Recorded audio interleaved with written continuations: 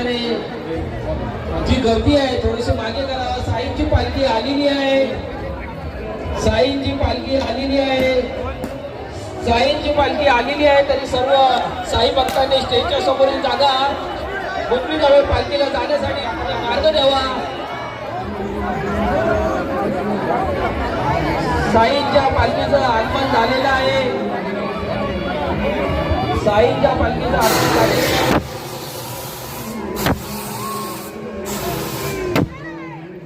महिलांचं आयोजित केलेले आहे. दर्शनासाठी महिला लाईन आयोजित केलेली आहे. ती आरती चालू असली तरी चालू राहणार आहे. तरी सर्व महिलांनी त्याची नोंद घ्यावी.